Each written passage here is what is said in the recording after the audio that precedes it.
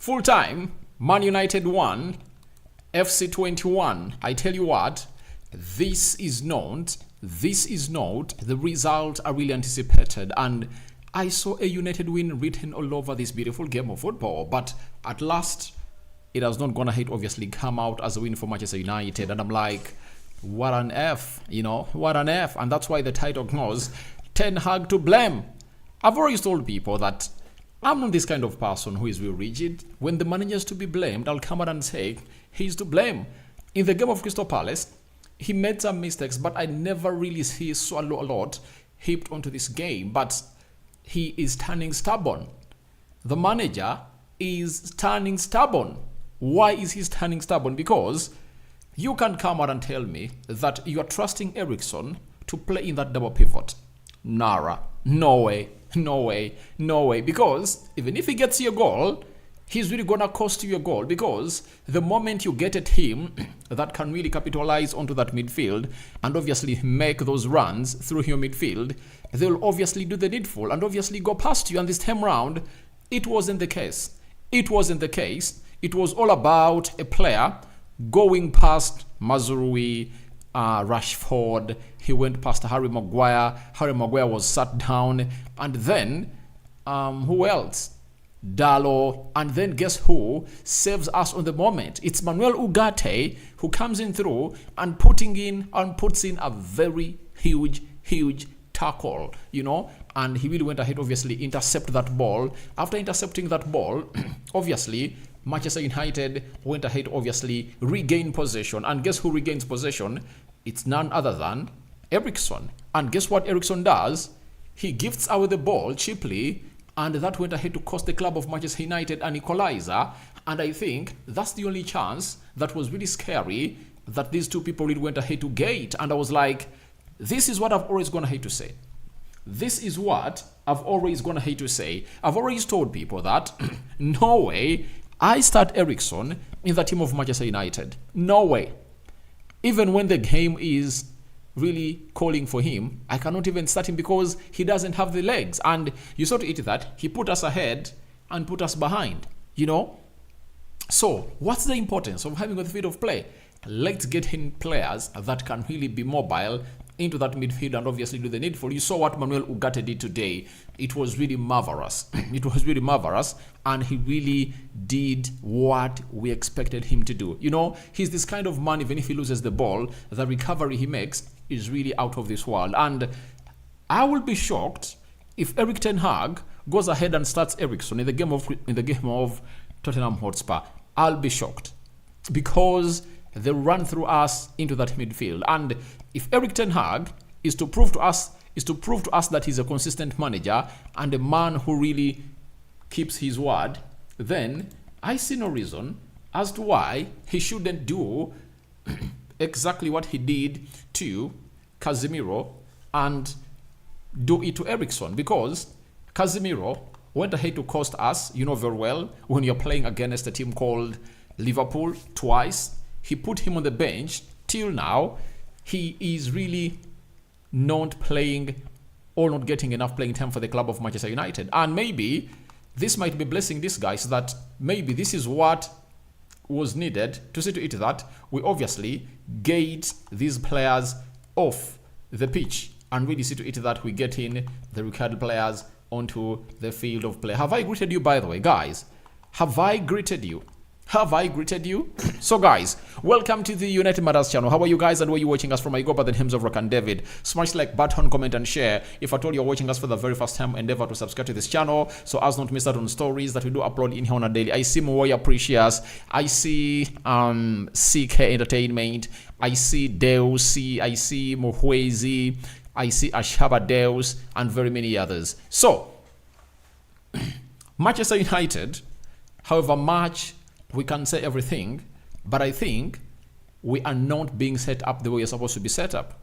I tell you, you can tell me that you are starting Eriksen. I tell you this.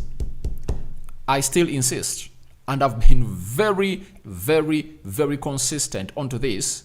I've never come out and felt safe when you're playing Eriksen into the double pivot. The only time I feel like we're safe is when we play Eriksen into the number 10 role. And I tell you, amongst all the players that we're having at Manchester United, Eriksen is the best number 10. But Erik ten Hag has failed to understand this. And he should shift immediately. He should shift Ugarte and Kobe Mainoo, all Ugarte and Kobe Mainoo, all Ugarte and Casemiro should be playing into that double pivot. I tell you, that's the double pivot that United should be having. You know, you can't tell us that we still play at that level of really risking a lot. If you want Eriksen on the pitch, get Bruno Fernandes off and play Eriksen in the 10. And by the way, amidst Eriksen making that howler that resulted into the equalizer for the club of Manchester United, if I were Erik ten Hag, I would have taken Bruno Fernandes off, dropped on Kobe Mainoo into the double pivot, and played Eriksen in the number 10. And I'm questioning Erik ten Hag here because we need to see his hand in this team. Obviously, we are playing very well, no doubts about it. We are playing very, very well as a club of Manchester United, no one doubts it. But 2 games, 1 goal scored, 1 goal conceded, 2 draws, that is really uncalled for. No way. You get, okay, let's not concede and let's score 1 and win. You know, let's keep those clean sheets in. But the manager isn't really doing this. And in the remaining 10-15 minutes, he does what we call something unforgivable. You get? It's called, is it a sacrilege? Something of the sort. A sin that is really unforgivable. What he does is, he switches Bruno to play onto the right wing, and yet he's having an Anthony onto the field. Yet in a game like that, all you need is to get in players like Anthony who can really keep themselves busy, get hold of that ball, and really do the needful. And he was like keeping on Bruno Fernandes. Bruno Fernandes can only put in a cross. And how many times have we going to hate to see Bruno Fernandes take on a player? Like skip past a player? There is no way. And I was really watching one of the senior pundits in my country, and it was like, Bruno at Portugal is class. Bruno at Manchester United is not class. I was like, against which opponents? International tournament, all national team tournaments are really not as intense as these.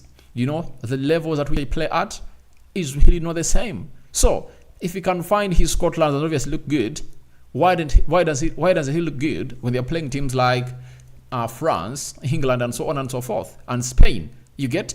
That is the problem that people really have. You have to gauge the opponents. I've always said this ever since I came in here, that Bruno Fernandes is not the number 10 that we need in the team, because if you are to play that tiki-taka kind of football like we're playing this season, you need a number 10 that is really decisive. You get? You need a number 10 that can find a pass. You need a number 10 that doesn't go for Hollywood passes. Let me recite one of the scenarios. You know, it was a corner, you know, for the side of FC20. Manchester United wins that ball, and it fails in the vicinity of Bruno Fernandes. Eriksen makes a run, and instead Bruno giving him a pass, he went ahead to kick that ball into the half of the opponent. Yet that would have gone ahead to be a spark of the counter-attack. And I was like, what is Bruno Fernandes doing? You get? And this is where I was like, I would any day sell Bruno Fernandes, Marcus Rashford, but some fans were like, you cannot sell one of the most contributing player in the Premier League. But you might be one of those players that is really contributing a lot, and stats are really benefiting you only. You know, Bruno Fernandes' stats are not benefiting the club of Manchester United, because when we need him most, he doesn't appear. He doesn't show up, and we have to work a lot and really be closed down because of him. He's that number 10 that cannot really stand in the middle of the park and create a moment of magic. You know, that's why I'm like, if Erik ten Hag wants to keep Eriksen on the field of play, let him sacrifice Bruno to be on the bench and let him play this guy as a number 10. Simple. And you saw the difference when you're playing with this guy known as Eriksen as a number 10. He is really very, very good on the ball, and you rather have him as a number 10 because you'll be having two players behind him who can really clean up the dirty work he's going to hit to do if at all he loses the ball or not.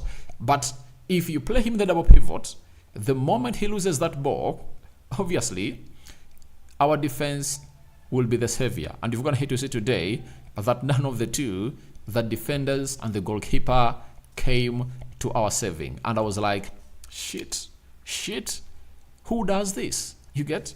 And I think that this game, I think we're going to hit to lose it. For me, I see this as a loss because this was supposed to be a sure win, and Erik ten Hag is the problem in this game.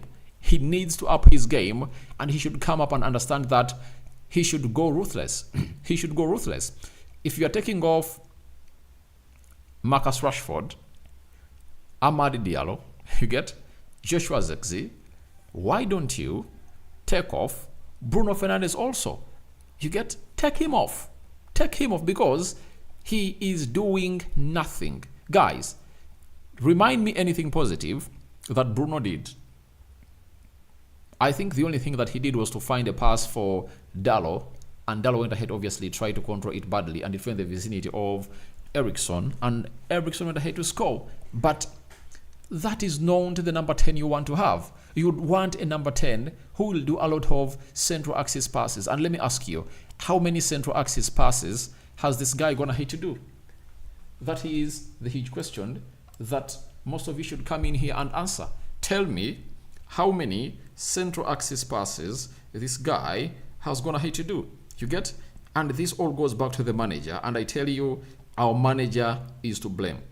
He is to blame, I tell you. You know, most times I come in here and really defend the manager, you know, and he's really, really doing the worst in there for you. And Beauty, one of the members in the WhatsApp group, has gonna hit, obviously put in something here that Bruno Fernandes lost the ball 19 times against FC20, more than any other player. He lost the ball 53 times in the last 2 games. Have you heard? Now, how do you keep a player losing our balls like this on the field of play? You can't.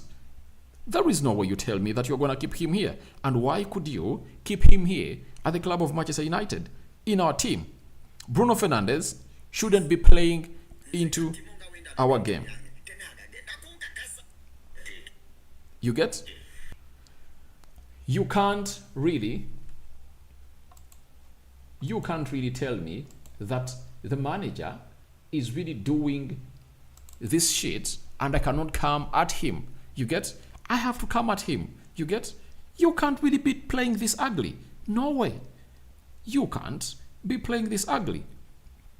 I tell you, you can't be playing this ugly. And you can't keep a player like him at the club of Manchester United. You get? No way. No way. Bruno Fernandes has to go onto the bench. And I tell you, in the game of Spurs, I could risk myself to obviously get in a player known as Eriksen on the pitch, Kobe Mainoo, and Manuel Ugarte onto what we call into the double pivot. And if they are played in the double pivot, I tell you, they will deliver. They will deliver.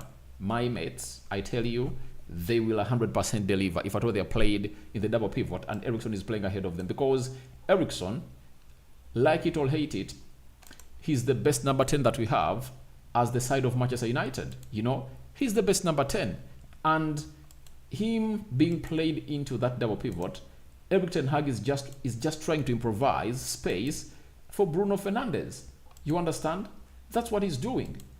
He's just trying to improvise space for none other than Bruno Fernandes. So, I think time has come for us to understand that it's not really going to work out this way. That is it. It's not going to work out this way.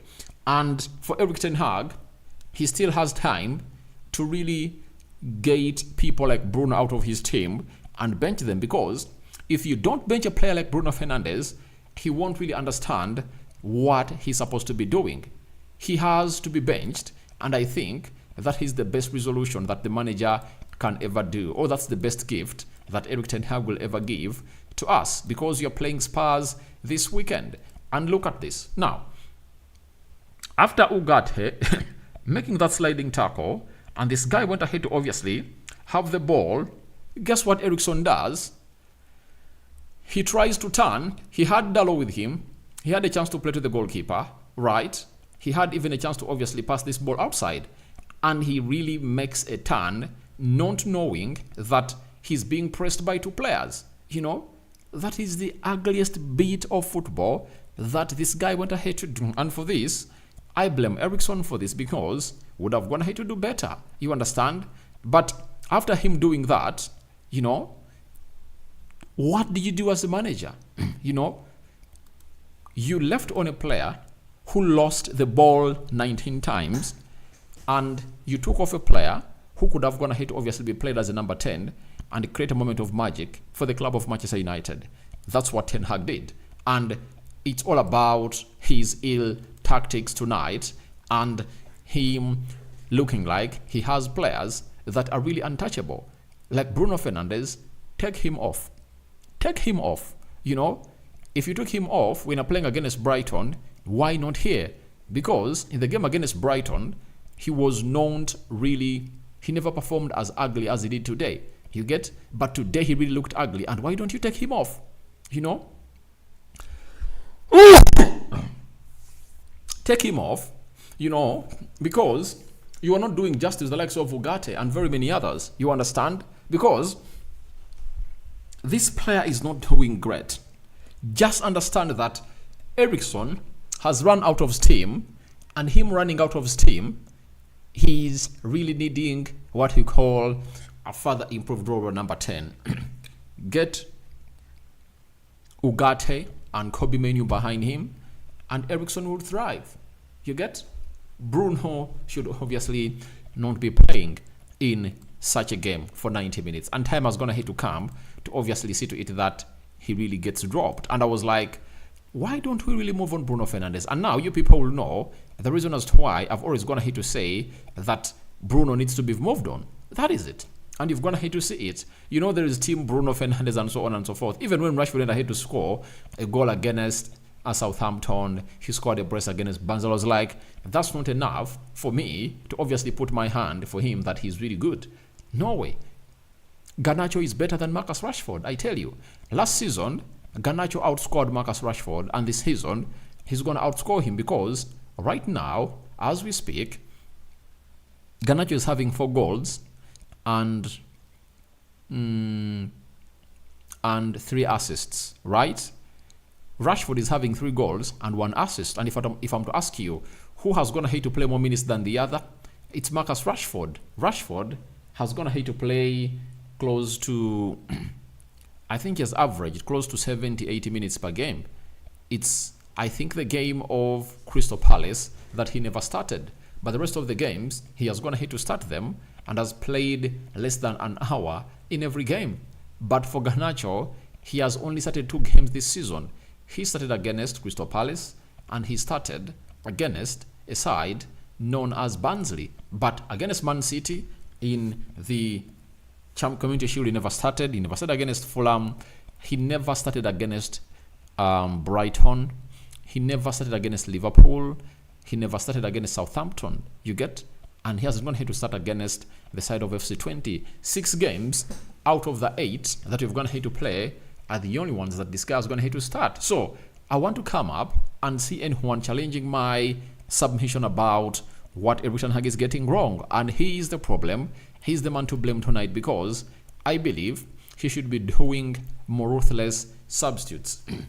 When you go to the stats, 19 shots by Manchester United, 7 shots by FC20, 5 shots on target by Manchester United, 3 shots on target by FC20, 57% ball possession by Man United, 43% ball possession by FC20, 541 passes completed by Manchester United, FC20 completed 408, and 85% passing accuracy by Man United, 80% passing accuracy by FC20, 5 fouls by Manchester United, 8 fouls by FC20, 1 yellow card to Manchester United. I think it went to Lisandro Martinez. 3 yellow cards to FC20. 0 red cards 2 offsides to Man United, 0 offsides to FC20, 10 corners to Man United, and 5 corners to the side of FC20. And you saw to it that we missed Matthias de Ligt into those set pieces. You know that very well, because in those 10 corners, I think we are not threatening in any of those. And we are always threatening when you're really having Matthias de Ligt, because there is the way he comes up and obviously meets those balls and hits them at the back of the net. And we are waiting to see how everything is really going to be panning out. And that is how the and that's how everything is going to pan out. And today, from yesterday, 12 teams have gone ahead to play. And guess what? Lazio is topping the table of 36 teams. It's having 3 points. Galatasaray 3 points. Slavia Praha 3 points. AZ Alkmaar 3 points. Bodo Glimt 3 points. Anderlecht 3 points. Hoffenheim 1. Real Sociedad 1. FC 21. Manchester United 1. Midtjylland 1. And Nice has 1. So there are teams that are going to be beaten: Dynamo Kiev, Ludogorets, PAOK, Ferencvaros. Then there is Porto. Porto is going to be beaten. Manchester United is playing FC Porto next Tuesday in Portugal. Then if Elfsborg is another one that is going to play. So tomorrow we are really having the remaining, I think, 12 teams to play. And we are going to be relating, you know, what the results are. But that's how United really figured out into that game of football, and we really looked bad. Then let me go into your comments. More precious. Honestly speaking, Ten Hag is not the right manager. Because Eriksson cannot play for all those minutes when he's already tired, but the manager cannot notice. I believe I haven't gone ahead to really say that Erik Ten Hag is not the best manager for the club of Manchester United. I know he is, because he has shown us that he can do stuff, but I think he should really look at some players and obviously not play them 90 minutes, Eriksson inclusive, and Bruno Fernandes, because if Mount is back, get Bruno off and bench him, show him that there is another player that can come in through and do a job better than you. Then Mowoya, FC20 is not a team United should draw with. This lowers United confidence. It is not the team, but for me, I'm just very, very, very worried about this team because of Erik Ten Hag and the substitutions he makes. That is my worry. You get? That is my worry. You get? That is my worry 100%. Because if you're having that bench, rich as it is, why do you have to really keep a player who is going to hit to lose 19 balls onto the pitch? That is unforgivable. You get? And that's why my title is Erik Ten Hag is the one to blame. Bruno needs some rest. It seems it's exhausted when he lost. That's not him. That's not the reason. You people, a number 10 is not counted at those goals and assists. For me, you know, how do you really give us that control? Because the fact is, United never lost control of that game. We had that control, or we had control of the game for 90 minutes played, you know. But the problem was we built this ball very well from the defense to the midfield, and everything dies when it reaches Bruno Fernandes, because he doesn't have that quality of a number 10 that can do the needful. And if I'm Man United in the summer transfer window, I'm supposed to be looking in for a player who can play as a number 10 and maybe as a left forward or right back. Sorry, a right forward or a left forward, because we need a versatile player. That's why a player like Xavi Simons comes in, because for Xavi Simons, he can be played as a left forward. He can be played as a right forward. He can be played as a central attacking midfielder. You get?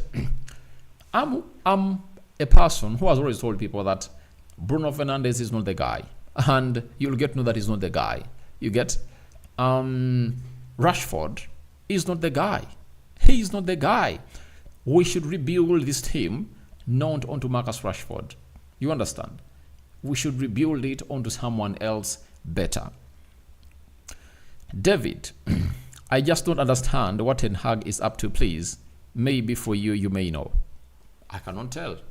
He's costing himself a job. I told you, for me, if we clock the 10th Premier League game, when Ten Hag is still doing this, I'm going to be Ten Hag out. That is it. If he keeps doing that and it gets him results, the better. But if he keeps doing it and it doesn't really get him results, I'll be here to obviously call for his sacking.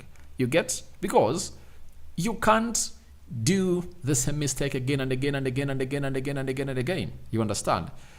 Bro, what are you expecting to see from this manager? Have you seen any improvement from the last game? For me, I think the positives that we've carried on many positives from the game of Crystal Palace to the game of FC20, but we are not clinical. Rashford is very selfish. You get? He doesn't want obviously to play an easy pass and run into space such that he really gets released. You understand? Bruno Fernandes, the same thing. You get? Those two players are costing us hugely. And I pray to it that one day, one time, you see United playing without Bruno Fernandes and Marcus Rashford.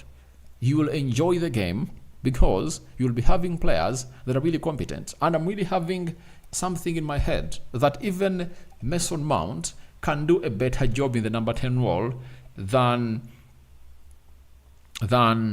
Bruno Fernandes. Because however much Mason Mount wants to shoot, but I think he can really give you that little bit of control that Bruno Fernandes doesn't get you. You get? Bruno Fernandes doesn't have the positional sense, you know. He kicks the ball anyhowly, you get? So, I don't really understand what he really brings to the table. Because for me, I will look at the way you play. I've on several occasions told people that Martin Odegaard is far a much better number 10 than Bruno Fernandes, because what Odegaard is doing at that age, Bruno couldn't do it. You get? So, Bruno will score, put in assists, but ask yourself, does he benefit the team? And one of the problems you're having as a club of Manchester United is now that number 10, because his distribution is really very important. And if I'm Erik Ten Hag, I try out Eriksen in that number 10 or Mason Mount and put Bruno on the bench. That is it, because he has gone ahead to lose very many passes, you know, and you can't keep him on the field of play. If it's the reason as to why we went ahead to obviously get rid of Casemiro from the team, why should we be keeping Bruno Fernandes here? Let's see him go onto the bench. CK, manager and captain, aren't doing well. The captain is really doing badly. And it's not a crime to obviously bench him. Ashaba Deus, poor substitutions. For me, I believe the substitutions were not bad, because if you say they delayed, I will say yes, because the moment they equalized around the 65th minute, I anticipated Erik Ten Hag to obviously come up and really put in a very immediate, to make substitutions immediately. But that's what he never did. He never did that, you know. He waited for some minutes to really make these changes, and I was like, what an F, you know. What is he all up to? So, man of the match is Manuel Ugarte. That is Gordon. All right, thank you very much. Then we are having Zexi played many minutes, but I think Zexi was one of the best players on the field of play. When you look at the chances that we really went ahead to create, most of them were initiated by Joshua Zexi. And the problem we always have is the players he plays with, they're not willing to return a pass to him. That's the problem. If you see the amount of chances that this man, or the amount of balls that Joshua Zexi gives to other players, you ask yourself, why don't he really go in for that return pass? You know, each and every time he passes to someone, people go in for shots. Bro, our finishing is bad. Wait and see on Sunday. All right. Then Rod Van Nistelrooy has to work on that. Ten Hag has a poor team selection.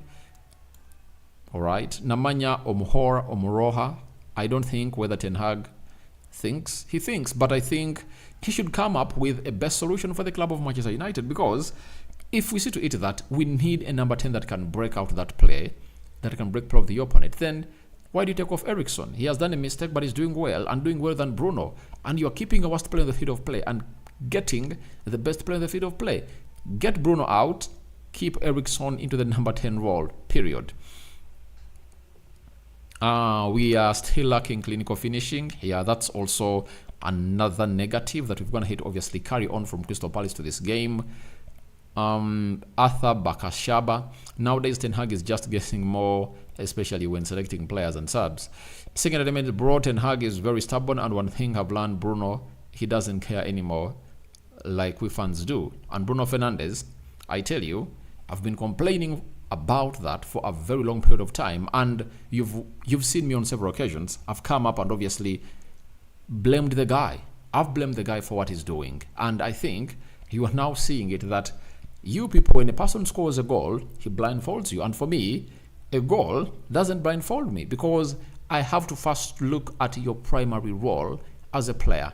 When I get it right, then I'll obviously come up and really give you your flowers. But if you're a defender and you really lead to a goal, even if you score one, I'll be like, your goal is not important because you costed us a goal. Like today, Ericsson, his role is not to score a goal, but he scored. But he costed us another goal in the most important position where he's supposed to be playing. He went ahead not to deliver to the fullest. Then, I wonder, Dan, I'm speechless for Erik Ten Hag, because even it seems we don't have a number 10. The number 10 is Ericsson, and the man doesn't want to obviously play him there. Amoya Precious, United players, after being given new contracts, they deteriorate in their football like Bruno. Obviously, the same applies to Marcus Rashford. Mawanda Dan, why is Bruno untouchable? Ericsson, ask Erik Ten Hag. In the game against Brighton, took him off, and in this game, he kept him on. Tumaba said Erik Ten Hag will need more than 5 years to compete in the Premier League and the Champions. I think he's quick in doing wrong decisions. I think he won't take all those years. There are certain things that are really so easy for him to come out and really rectify. You understand? You have to rectify those things. Because if you're having an Anthony on the bench, then why do you play Bruno onto the right? Get on Anthony, because you know he can do a moment of magic with his left foot. Erin Aochan, you guys, the so-called Ten Hag doesn't think properly. There are so many things which are sure win, but the coach is just playing his own thing. He needs to get certain things right. Tumeba Derek, Bruno should not be a captain of Manchester United. All right, there are question marks about that. And I think, for me, Matthias De Ligt is a better leader than any of those players at the club of Manchester United. And I can give him what we call a chance. If he's here, I can give him a chance to be the captain of Manchester United. Now, when you look at, this is what the manager of FC20 said before the game. And he said it yesterday.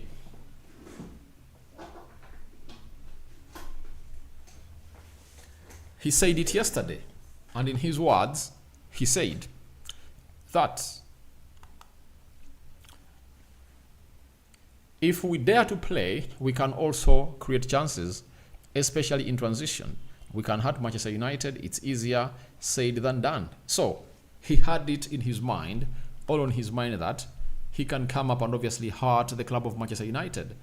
And he really did. In transition, you saw when that right back said, let me risk it all for my team. He really went ahead to risk it for the team. And guess what happened? They are the winners of the night, and Manchester United is really looking angers. You get? So guys, thank you very much for watching through. Rokan David is my name. I think I've gone ahead to tackle every question and every comment that you people have gone ahead obviously put down into the comment section. So feel free to obviously let me know what your thoughts are about this game of football in the comment section below. Manchester United 1, FC21. Very shocking result for the club of Manchester United. It's a game that I thought we are going to win by a margin of like 3 goals, but it hasn't gone ahead to be the case. Manchester United has gone ahead to obviously draw again, and Erik Ten Hag should obviously understand how we should really be playing better and better and better, and this is not how United should be looking. So guys, for everyone who has been watching us live on this channel, Continue to subscribe for watching us for the very first time, and continue to do the due diligence. And we out for now. See you later. I'm really coming. I think I can do, should I record the player ratings and upload them now? I'll upload them in the morning. I don't know what you guys are thinking. How long shall we continue like this? It's the question that you need. And something that I'm going to obviously think about is that however much we might come up with a decision after 10 Premier League games that Erik ten Hag should be sacked, the board will be like, if I sack Erik ten Hag and let him go, I will have, if I'm to bring in a new manager who is not Van Nistelrooy, he'll be like, get me new players. You get? He'll be like, get me players. You get? And you have to go to the real league again, meaning that if Ten Hag is sacked, then Ruud van Nistelrooy looks like he can be the ideal candidate to obviously be here at the club of Manchester United. Thank you very much for watching through. Rokan David is my name. I'm having Namanya says, why Delete didn't play? We would have got something in set pieces. Yeah, you're right. I hinted about it. But I think resting him for the game is the best, because the goal we're going to have to concede hasn't been because of Harry Maguire or Lisandro Martinez or our defenders really performing very badly. But Eriksen did us a disservice tonight. I'm out. See you later.